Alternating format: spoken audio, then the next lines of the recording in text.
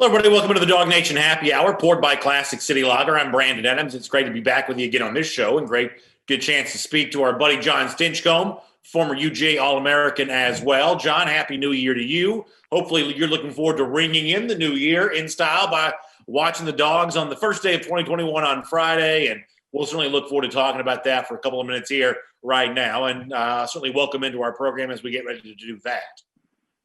Well, I'm excited about starting a year off with some Georgia football, especially coming off the 2020 where we were questioning for months whether or not there would even be a season. So I'm grateful to put a bow on 2020 with a nice Georgia victory in the Peach Bowl. Would be a great way to seal the deal for 2020 and start off 2021.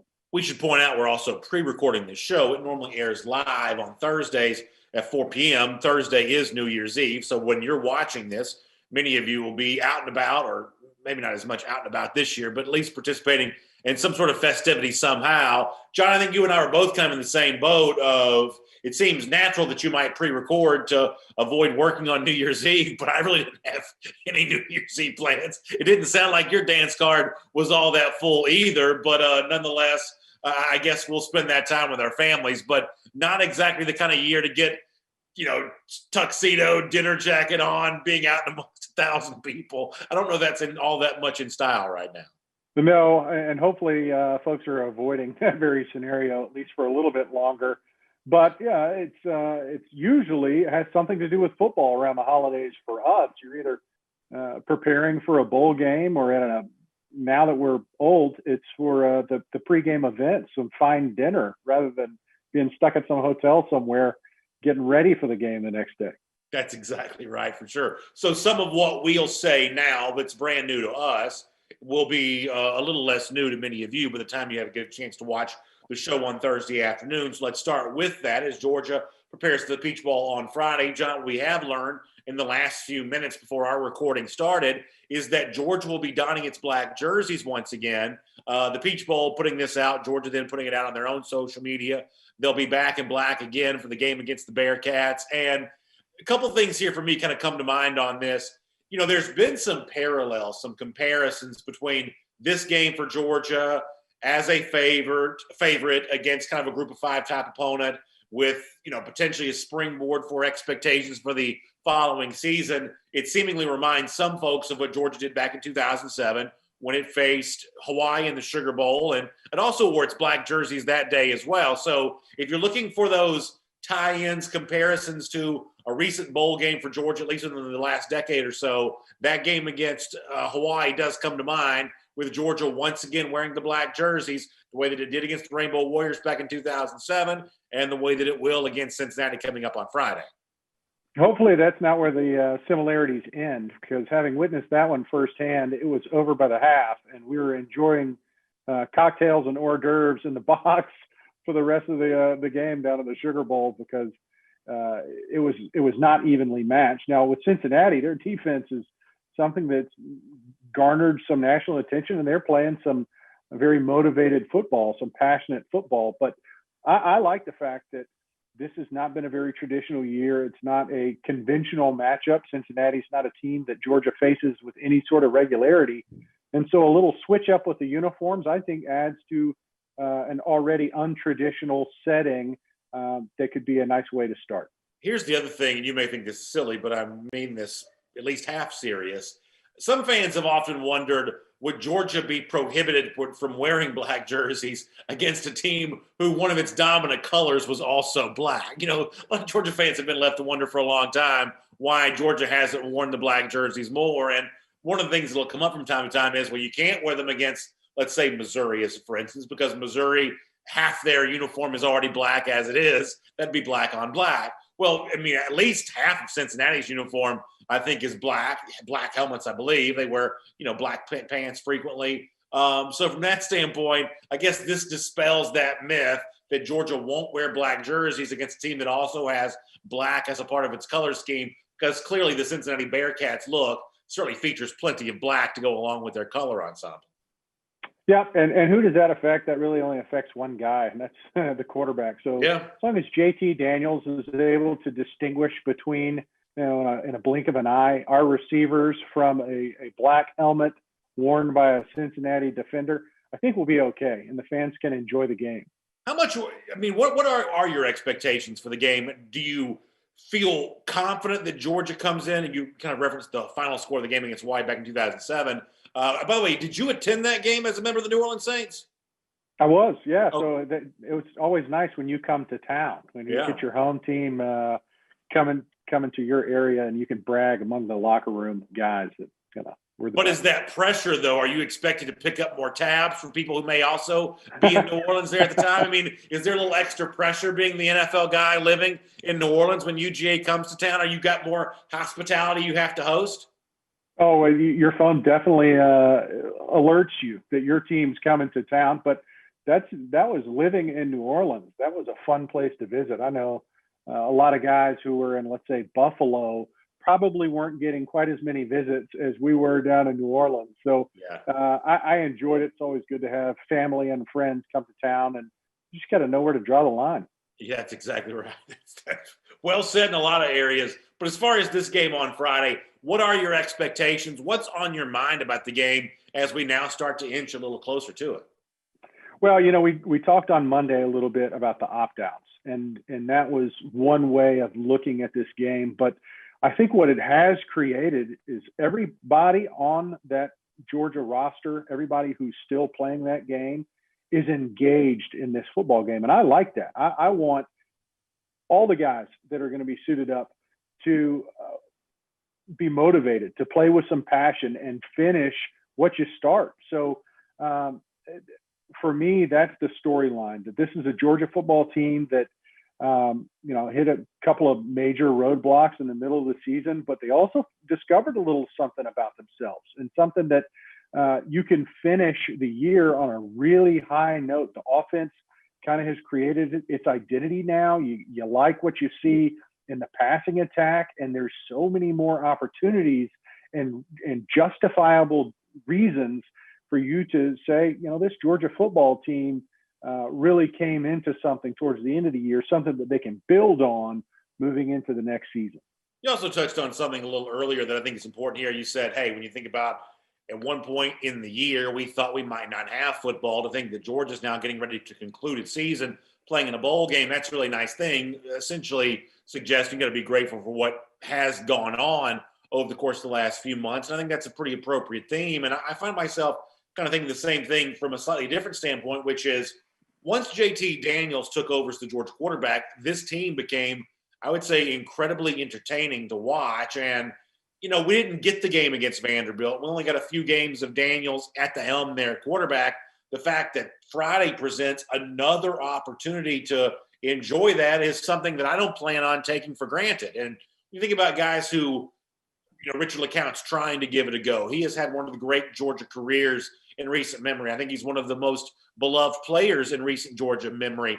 I don't know how much he truly gets to play on Friday, if this is more of a ceremonial presence and a participation, more so than an actual, kind of focal point of the defensive game plan. But one way or another, just seeing him in a Georgia uniform for what will definitely be the last time, I find myself wanting to make sure I kind of breathe that in a little bit. As a fan, obviously I hope that Georgia wins, and I believe that Georgia will win, and I'm watching the game with part of that. But the other vantage point is there's some guys I just like watching. I'm entertained by Daniels. I've been thrilled by LeCounte over the years, and I just want to go out and just get a chance to be entertained by all of that one more time on Friday.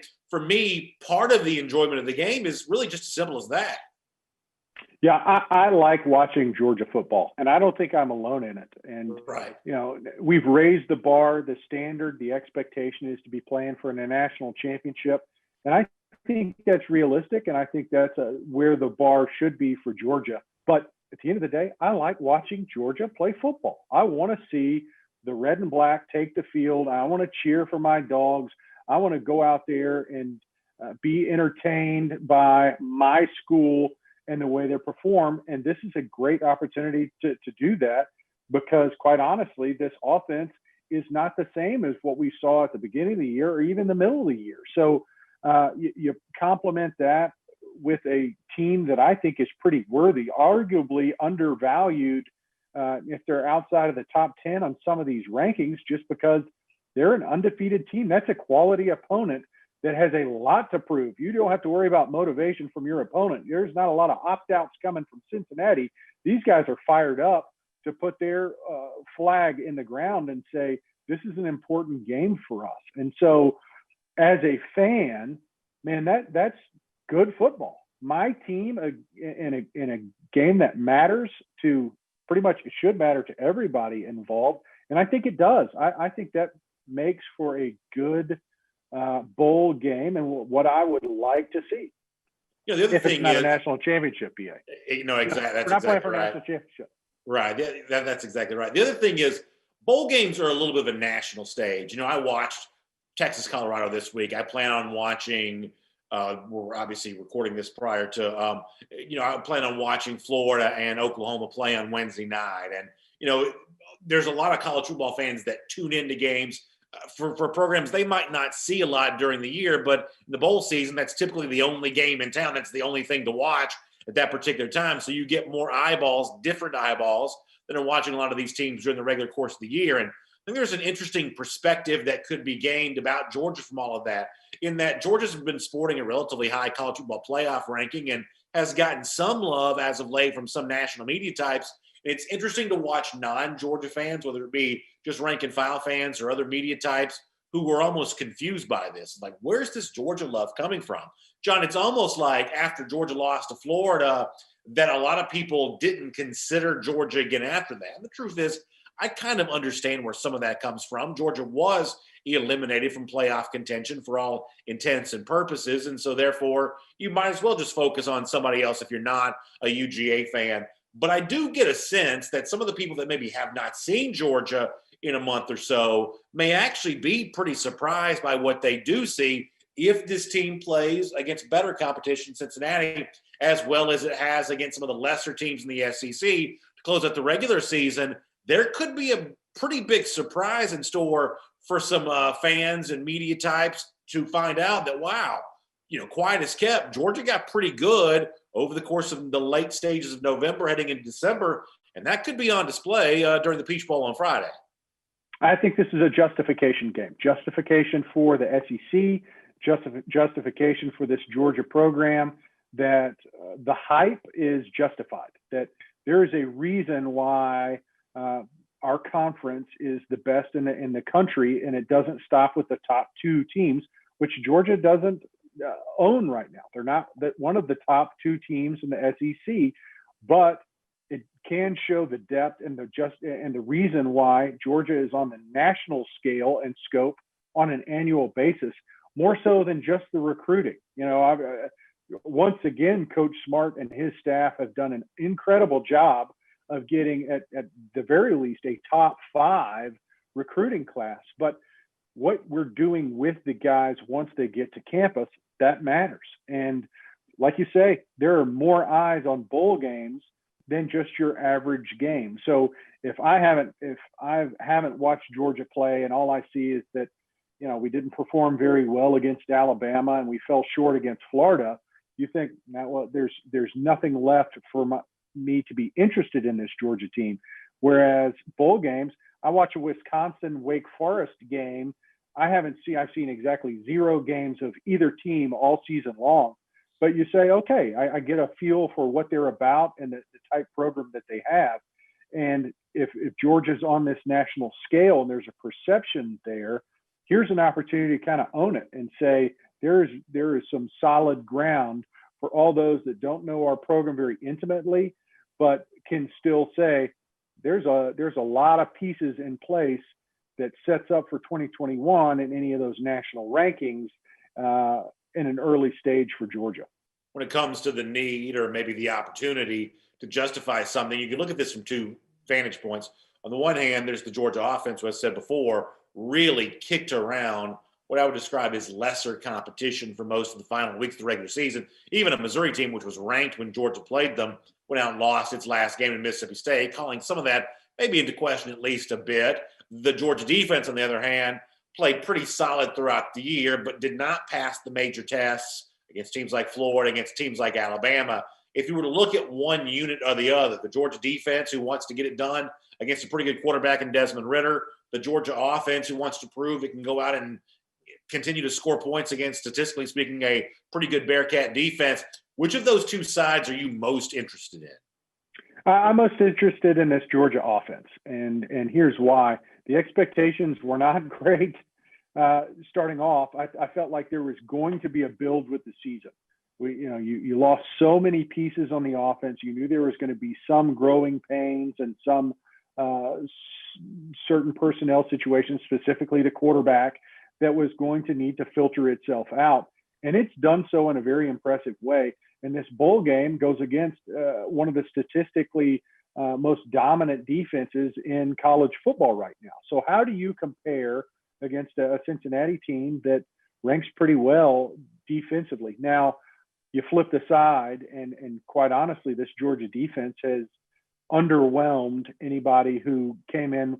We're talking about in July, is this the next Junkyard Dawgs defense? And, against the Alabamas and the Floridas, I think there was opportunities to make plays, and they just weren't being made. So I think there's more optimism, and my focus probably rests more on this offense, just because it's starting to really look like something that's unique and special, similar to what we were talking about in 2017, 18, 19 with this Georgia defense. And, they're not subpar. They just didn't hit the expectations, which were through the roof from across the board, that everyone, including myself, had for this defense.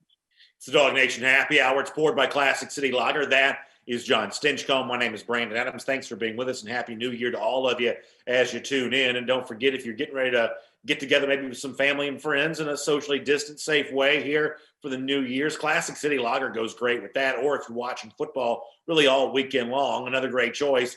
Our friends at Classic City Lager, it's available in 6 and 12-pack cans. Wherever you shop, wherever you get your groceries, you can get yourself some Classic City Lager from Creature Comforts Brewing Company. It's a craft-style lager. It's a lighter-style beer, but there's no sacrifice on flavor. It's a crisp, bold flavor. It's a great-tasting beer. It's just good, cold beer. Check out some Classic City Lager today. And a huge thanks from us to the folks at Classic City Lager for being a part of our show all year long. And certainly Happy New Year to everybody around the Creature Comforts Brewing family there as well. John, this is kind of an awkward transition, but I do want to make sure we mention this. And once again, this will be less new to the people who hear this show than it is for us. Today, we found out that the father of Georgia running back James Cook, and obviously Minnesota Vikings running back Dalvin Cook, passed away. And we know that Dalvin Cook's not going to play on Sunday. As we're recording this, we don't know what James Cook's status is going to be for the Peach Bowl, but ultimately, that's not really the reason that I bring this up. This hits close to home for me for obvious reasons. But what an incredibly sad thing. Mr. Cook was not an old man. I believe he was in his 40s, so taken from us way too soon. And I'm sure you join me in just expressing to the family of James Cook and really everybody around that Georgia football family our just great sadness for the loss here. You can only imagine what that must be like for someone like James to hear that news, and obviously for his brother Dalvin there as well. Just incredibly sad news. I just am so sorry for the Georgia football family and for James Cook's personal family as well. Yeah, I'd like to express my condolences to the entire Cook family. There's been so much loss this year, hasn't there? And it's always hard, having lost my father years ago. It still hits close to home. And BA, you're dealing with something very similar in your family. And I was great to see the support from the Dog Nation fans that reached out to you, because it's not an easy thing. And I appreciate those that recognize that football is important. It's important to a lot of folks and to a lot of businesses, but it pales in comparison to what life can throw at us in certain circumstances. So for the loss for James and Dalvin, it's significant and should be a priority over a football game that, Sure. It's important, but it's not life or death.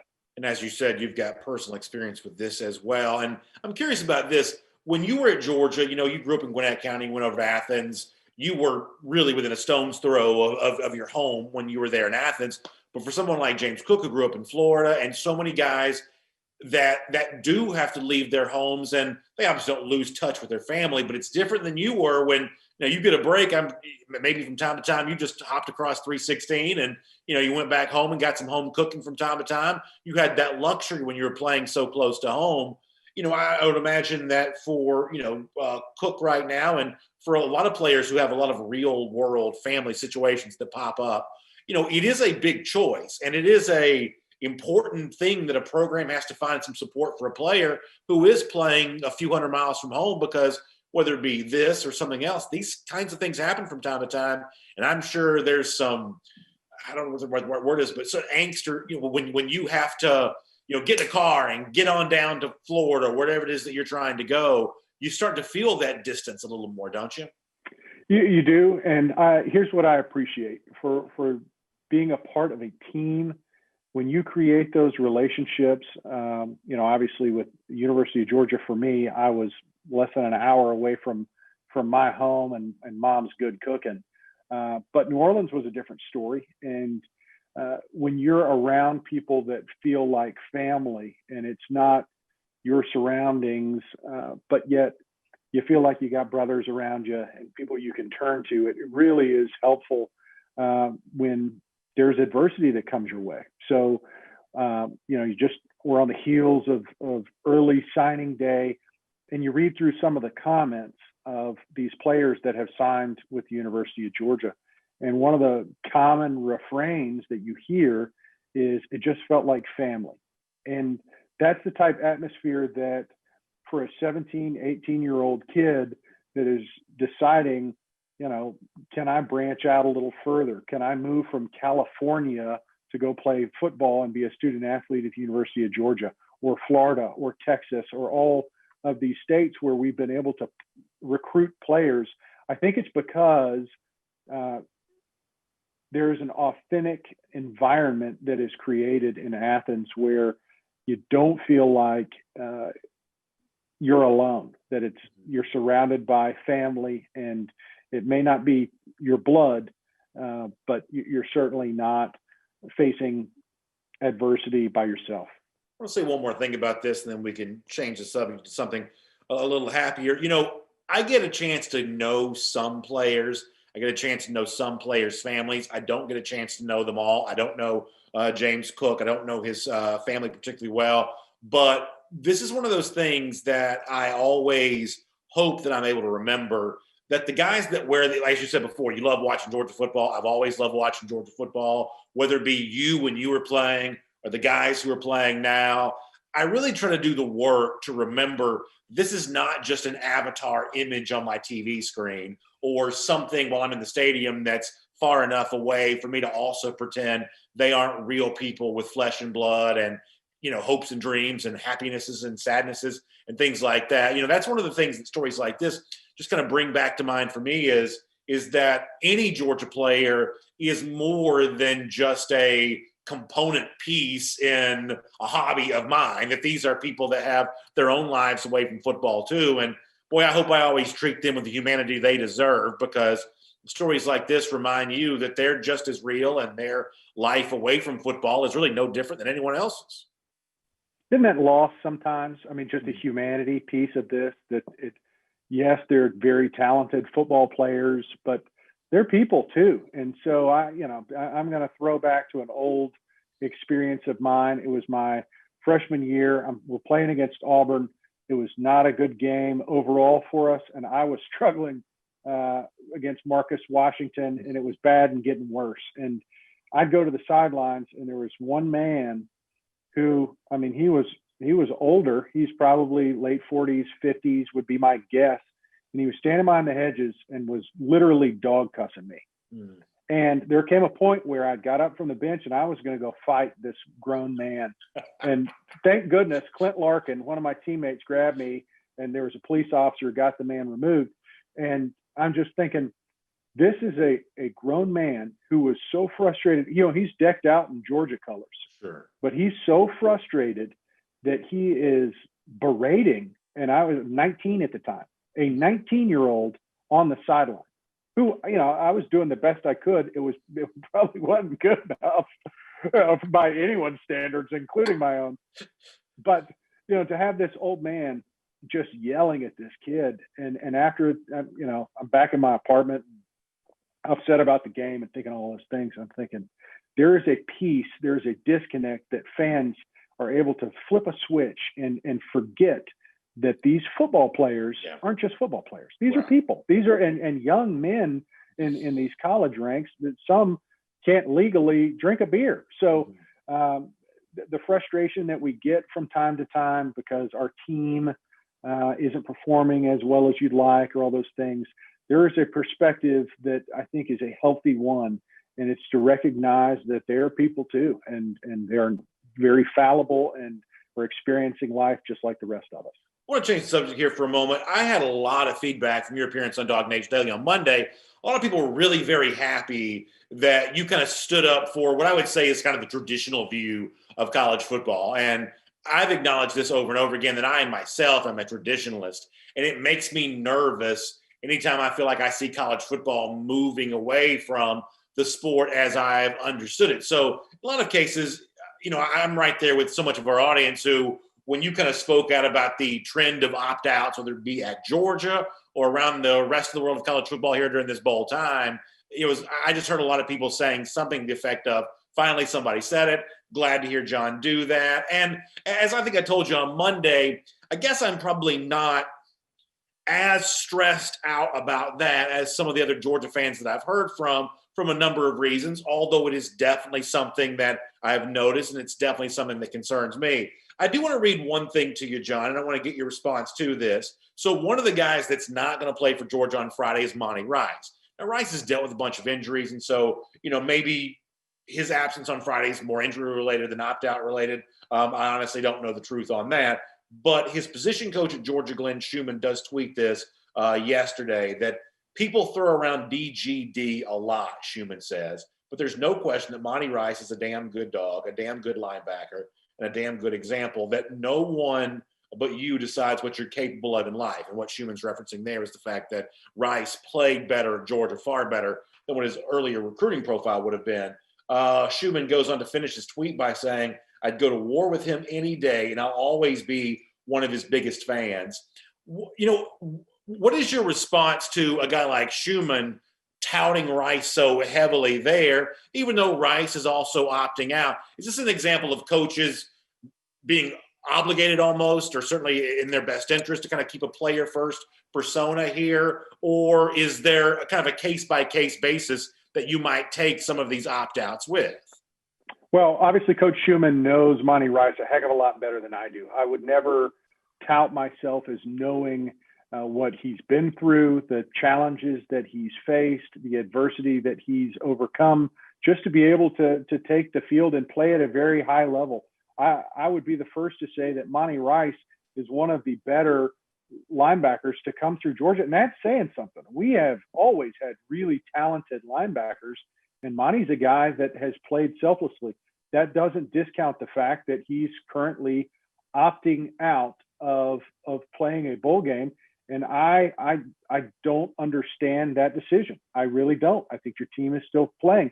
My retort to that is, I don't know if we're arguing the same thing. I don't know if what my issue with players opting out or quitting, explain that difference to me. Sure. Is that undermining in any way his ability to play linebacker? Or is that saying that he has not been and represented the University of Georgia very well up until this point? Because that's not what I'm saying. What I'm saying is, which games are optional? Mm-hmm.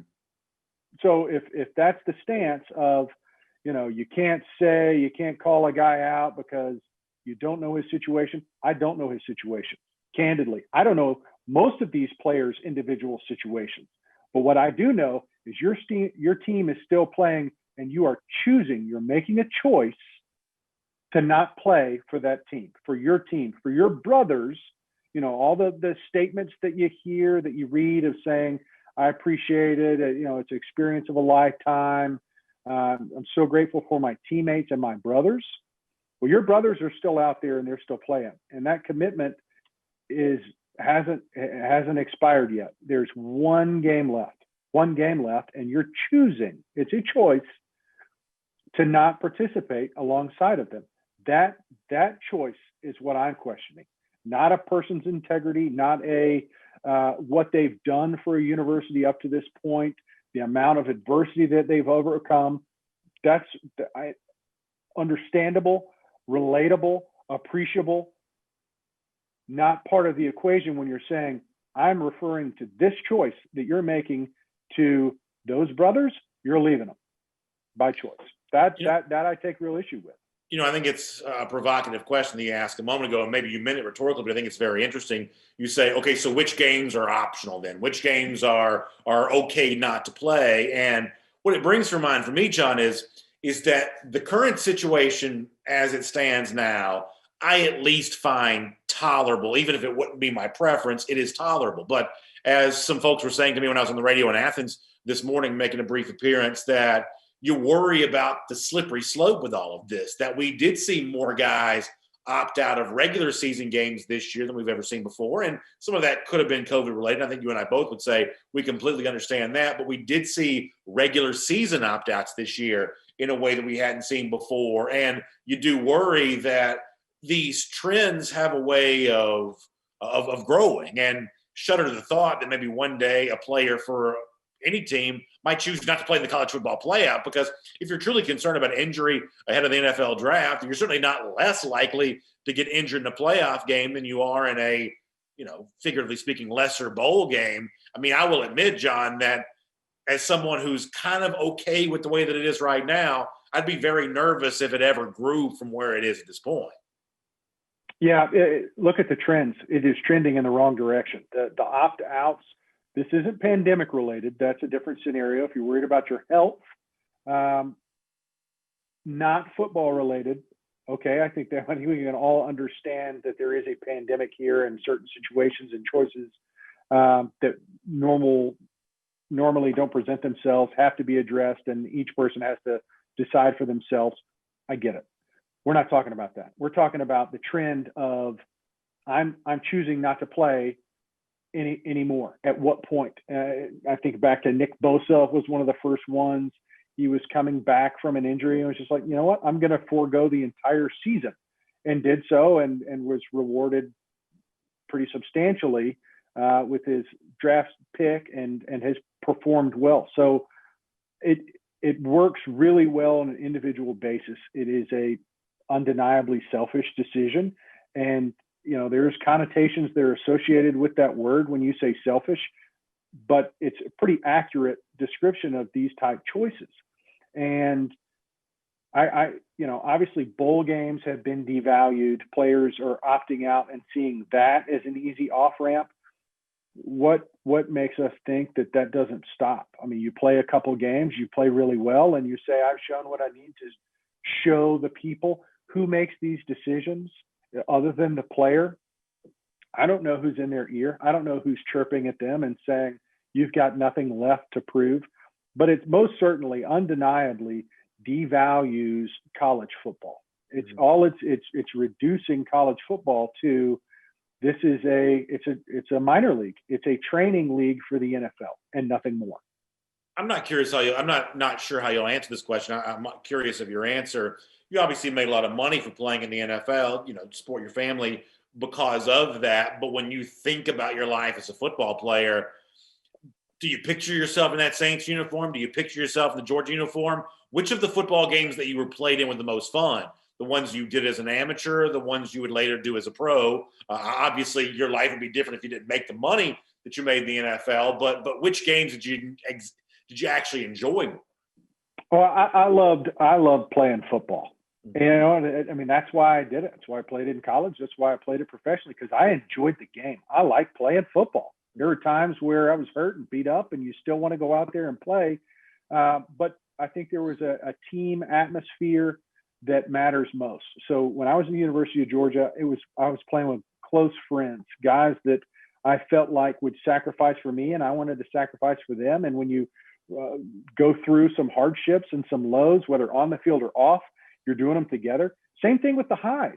Now, there was a period of time where I was in New Orleans where I felt like a mercenary, because I felt like that was the type atmosphere that was created in that locker room. Probably first 3 years I was there.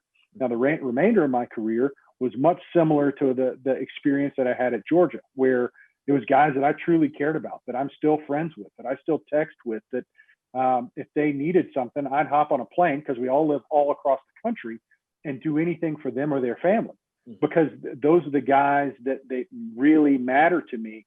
And it's those relationships that I think carries into the game experience and memories that I hold and cherish near and dear to my heart. So, whether it's that my senior year at Georgia, and you had those big wins and the SEC championship, and you go on to a Sugar Bowl, most of those memories are with the teammates that I shared them with, similar to the experiences I had in the NFL. In the little bit of time we have left here, it's our Dog Nation Happy Hour poured by Classic City Lager.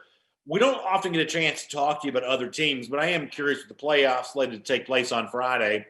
First of all, were you okay with the 4? There was a huge debate about, should it be Notre Dame on the heels of losing badly to Clemson? Should it be Texas A&M that gets that spot, even though they lost badly to Alabama? There was at least some voice for maybe the undefeated Cincinnati ought to get that spot. The 4 teams that did get in, how did you feel about the 4 that did ultimately get selected? Well, how do you feel about a 6-game schedule being worthy of representing an entire league that played 9 or 10, most teams 10 games? Mm-hmm. I don't think it's fair. I don't think that you can just play 6 games and say that is an equal footing. Now, that's one way to look at it. It's also saying that, well, with the 6 games, Ohio State looks pretty good. They look like one of the 4 best teams. I think Texas A&M really does have a legitimate claim to saying we feel like we're one of the best 4 teams. At the end of the day, I'm glad we brought this up when we did, because if you're going to value postseason play, let's call it, and you're going to try to incentivize players to finish the season, and you want to recognize and truly find out who are the best teams in the country, this is one of the years, quite honestly, that college football playoffs may not be needed, because I think most people would say Alabama and Clemson are the clear-cut 1 and 2 teams. But if we're going to have this playoff format, I like the idea of expanding it, because maybe rather than just 4 teams worth of players saying, hey, this matters to me, you could say there are 16 teams at least that say, I'm willing to stick around. Now, I think that still expands. I think there's still other teams that value bowl games, but I think it's a way to look at both sides of the coin. Well, here is my biggest argument in favor of playoff expansion, and I've kind of always felt this way, and after some of the deliberations we saw this year, I think I feel this way even more now.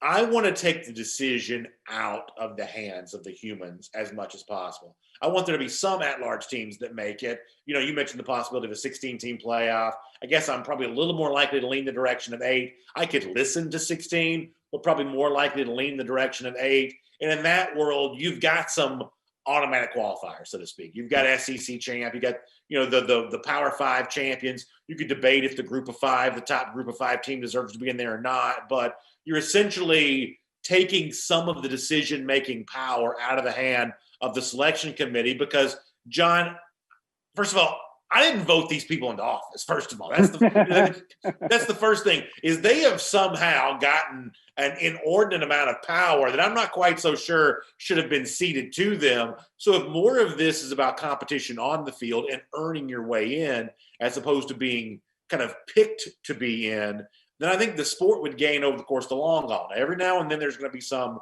kind of paper tiger champion that emerges for some conference that slips into the playoff, and you probably can't do a lot to play defense against that. But in most years, making this less about what happens in Grapevine, Texas, in some hotel conference room, and more about what actually happens on the field to prove yourself playoff worthy, I think that's a step forward for the sport, I believe. Yeah, and I think this year might serve as a great catalyst or a great opportunity to kind of look at, it's always tied to dollars, isn't it? I mean, that's the reason why bowl games, quite honestly, still exist and expanded when they did, is because people are going, well, even if it's Podunk U versus, nobody cares Tech, if we can sell the TV rights to it, then maybe it's worth playing. I mean, 6 wins sounds pretty good on a normal year. That was enough of a threshold. But this season, we saw a 10-game regular season. Different from years past where you play 12 regular season games, a conference championship, and college football playoff teams play an additional 2 games. That's 15 games. So if you played a 10-game season, you had a 16-team college football playoff series.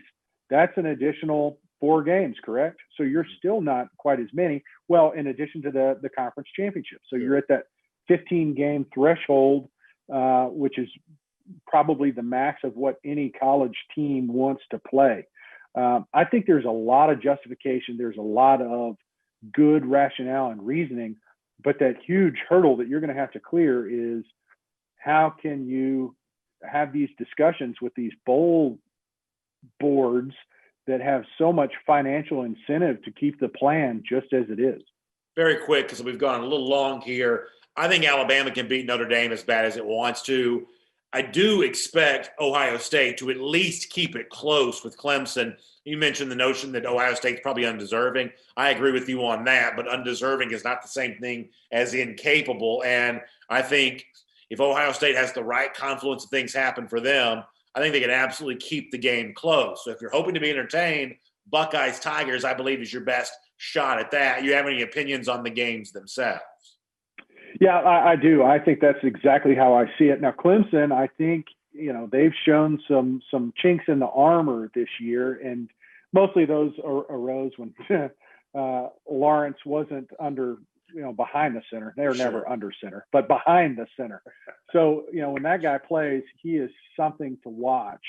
But Ohio State, you watch some of their games, and they're very limited. The few games that they did play, and Justin Fields didn't perform very well that last outing, especially that first half, number of turnovers. Trey Sermon is the guy that really took over for that offense. But Alabama, man, they're the team to beat. I think that's the hands down favorite going into this college football playoff series. It still should be good. I think Notre Dame's a gritty team that probably doesn't match up super well against Alabama, but they got a lot of fight in them in those type games. That plays pretty well. At this point, who does match up well against Alabama, right? The Browns? Right, maybe so. John, this will be our final edition of the Dog Nation Happy Hour, poured by Classic City Lager here for this year. We're still going to hear plenty from you around Dog Nation, but the happy hour this year has been so much fun to do. I certainly appreciate that, and I'll look forward to getting a chance to talk to you on a number of platforms in the future. But thanks for making Dog Nation Happy Hour, poured by Classic City Lager, so much fun to do here this season. Well, BAI, have enjoyed every minute of it. I appreciate you and Classic City Lager and just the Dog Nation family of tuning in, and it's always a good time. Well, I look forward to being back with you. You know what Absolutely. I mean? And doing it together in person. Yeah, exactly. The same place, the same time, maybe sometime in the next half decade or so, we can find ourselves in the same spot face to face at some point in time. That's obviously all of our wish as we head towards 2021, happy and healthy, and hopefully getting back together soon. Well said there, John. Happy New Year to all of you. Thanks for being here on Dog Nation Happy Hour, poured by Classic City Lager. Enjoy the game on Friday, and best wishes for a happy and prosperous new year. We'll talk to you soon, everybody.